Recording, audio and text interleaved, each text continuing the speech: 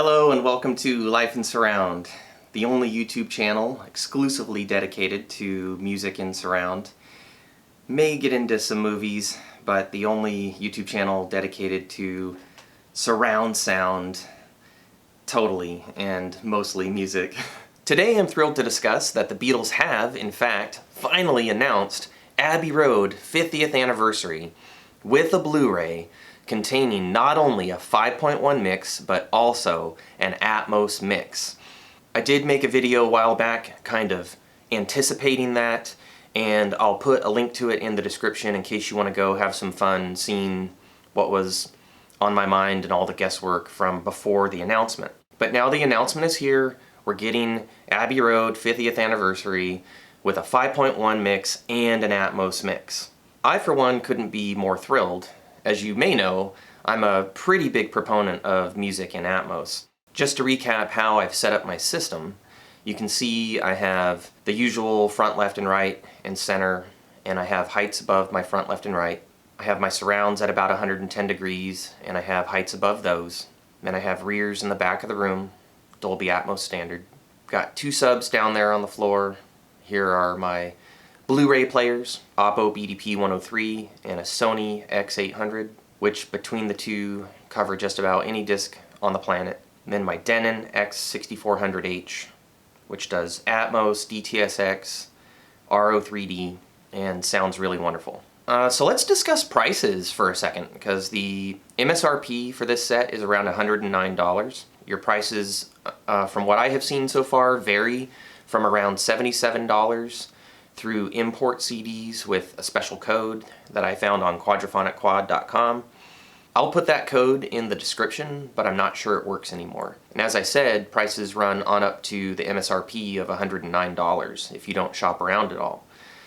Now, some people are taking a slightly higher than the lowest cost, like $83, $88 or so, because they're using a retailer that has sent them undamaged packages in the past, or they're hoping to get Abbey Road like on the day of release, or maybe even a little bit ahead, if they've had luck with fast shipping from a certain retailer.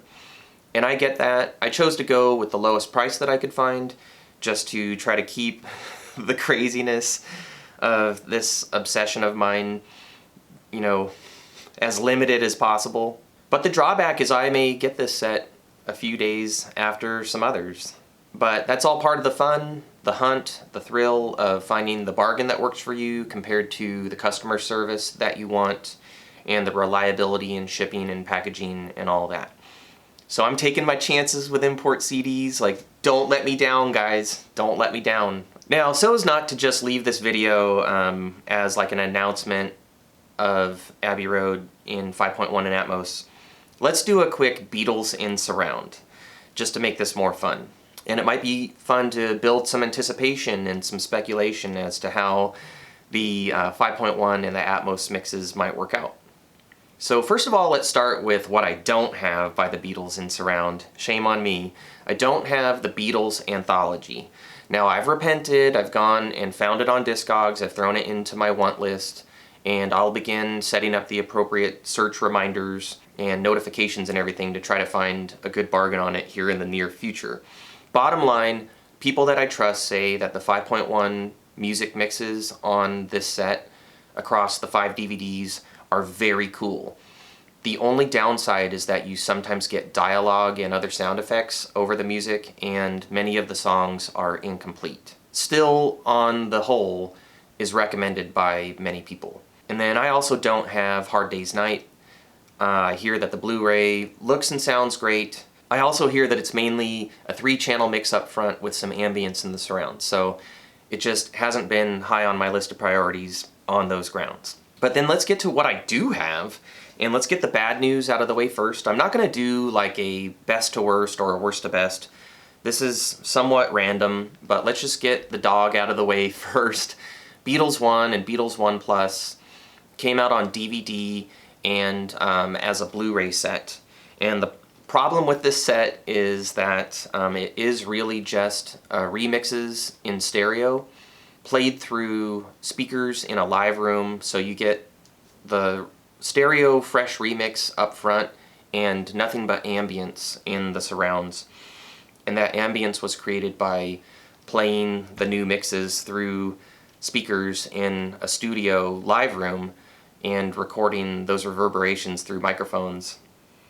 And then that's what you get in the surrounds. If I could have a conversation or an interview with Giles Martin, I would ask, like, what's up with that? Why did you do that? Especially since you had access to the master tapes, obviously, to create the new mono mixes for the first few songs and the new stereo mixes for the rest of the songs. Why not go and throw some tasty, discrete tidbits in those surrounds? If I were to give it my best guess, I would say that that was done for consistency. Like, they didn't want to start with really tame surround on the first few songs where they may not have had very many multi-tracks, and then really, like, you know, let out all the stops in the later years with, you know, 8-track and beyond.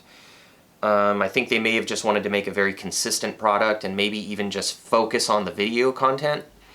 The videos are very cool. This does look and sound great, even though I just have the DVD with DTS on it.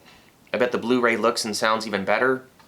Just don't get 1 or 1 Plus if you're in it for the surround, because you're going to be disappointed.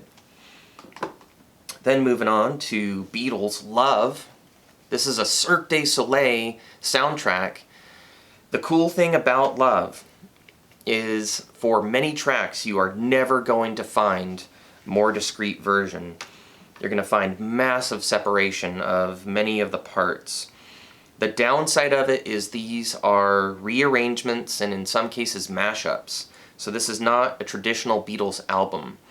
Sometimes you'll get the chords from one song, the drum rhythm from another track, and the vocal melody from yet another track, all kind of mashed up, and I really love that. It's fascinating to me. It can be off-putting and distracting to some people, maybe particularly if they've heard certain Beatles songs a zillion times. I dig it, and you do get awesome, awesome clarity of lots of individual parts, and I think it's a fun and rewarding experience. And so that's Beatles' Love. It is super highly rated over on quadrophonicquad.com for good reasons. It sounds great, and it's a lot of fun. Then we have Beatles' Help. This is their movie. I have it on Blu-ray, and what I can tell you is that it looks and sounds great. Help and You've Gotta Hide Your Love Away would be standouts for me. You do get really great separation of lots of parts. Like on Help, you have George Harrison broken out into your surround right. And for the first time ever, I've been able to like hear exactly how he arpeggiates that really famous lick, that do-do-do-do-do-do-do-do-do-do. I don't know. Can you tell what lick I was going for with my air guitar there? Anyway, I really do love this Blu-ray. Looks and sounds great, and there is some discrete goodness to be had here. So it is recommended if you're in it for the surround. Go for it. Taking things up a notch, we have the Beatles' Yellow Submarine. Also looks and sounds awesome. Discrete goodness. Just some tremendous, amazing songs. I love Yellow Submarine, and I love Eleanor Rigby, and those are the 2 tracks that I put on this morning to refresh myself. You definitely get discrete moments broken out. It is a well-balanced mix musically with just enough fun in those surrounds to just, you know, keep you immersed in the movie and discovering new things in the music. So this is super highly recommended. This is a must. Moving forward to the 5.1 remix that was done for Sgt. Pepper's, the Sgt. Pepper's 50th anniversary set that came out a while ago. As I've discussed in other videos, my only chagrin is that they did an Atmos mix for this, but did not include it in the 50th anniversary set. I recently had a YouTube viewer say that that's because the Atmos mix wasn't available when the set was completed, and so I guess we can forgive that, but hey, here's an idea. Maybe put out a standalone Blu-ray with the Atmos mix on it, please. Or Sgt. Pepper's 60th anniversary set may have it. I do like the 5.1 mix of Sgt. Pepper's. To me, it could have been a bit more aggressive in some ways. Like if you go and compare tracks from this with tracks on the Yellow Submarine soundtrack, this clearly just isn't as aggressive as it could have been, but it is still a really great listen. In my opinion, other than the original mono LP, this is the most powerful way to hear the album, and it is definitely, for some tracks, the most separated way that you can hear the album. You're going to get a bit more separation on Yellow Submarine and on Love, but still recommended, especially for the bonus tracks Penny Lane and Strawberry Fields. Those are very discreet and pretty much worth tracking this down for those alone. And then finally, moving forward again to the 5.1 Blu-ray that was put out for the White Album for its 50th anniversary set, and for which I have even kept the big book. I sold the book for Sgt. Pepper's to just keep my expenses down, but so far I've kept the book for White Album. It's numbered. I have 0007412. What's your White Album number? Anyway, I really love the White Album 5.1 mix. It does feature a somewhat raw, somewhat gritty sound, and in interviews you can read that Sam Orkel and Giles Martin apparently had the opportunity to clean things up a little bit and to present the album in a little bit more pleasant way, but they wanted to go with the original feel and the original grit. I have to turn the White Album down a little bit compared to some other recordings, but once I have done that, it still rocks. It's still extremely immersive. It's rather aggressive in many, many spots, and it's a very satisfying listen. For me, I listen to the first half sometimes, and then I listen to the second half at other times, just to try to keep the length down. I don't even know if Giles Martin and Sam Orkel did an Atmos mix for the White Album. I have never heard one thing about that. It didn't get a theatrical release like Sgt. Pepper's did, and no mention, to my understanding, has ever been made of that. But I sure hope so, and if so, with the success of the Abbey Road Atmos mix, I hope that they rethink things and go back and release the White Album in Atmos as well. I don't know that Abbey Road is going to be successful in Atmos, but I sure as heck hope it will be, and I'm just anticipating that. There have been Life in Surround YouTube viewers who have commented that they are now finally installing Atmos because they heard that Abbey Road has been mixed in Atmos. So this is a huge album. This is a huge opportunity for Atmos to really plant its flag, create a groundswell, create a lot of interest in the format. So I'm hoping for the best. If Kick by NXS, the 30th anniversary box set, is any indication, we can expect good things. I know of one person who doesn't like the Atmos mix for Kick, and all the other comments that I've heard and read have been rather positive. And on my Atmos system, I love the album Kick. And again, that was produced by Giles Martin, so if that's any indication of what we can look forward to here, I take it as a very positive sign. That rounds out the Beatles in surround for now. I may be able to put together something a little bit more comprehensive and in-depth later on. This has mostly been a celebration of the fact that Abbey Road in 5.1 in Atmos has been announced. We're gonna get it. It's coming in September. I've got my pre-order in. I used importcds with a code. I don't know if that code still works, but you know, it's up to you how quickly you want to jump on a pre-order and maybe try to get the lowest price at this time.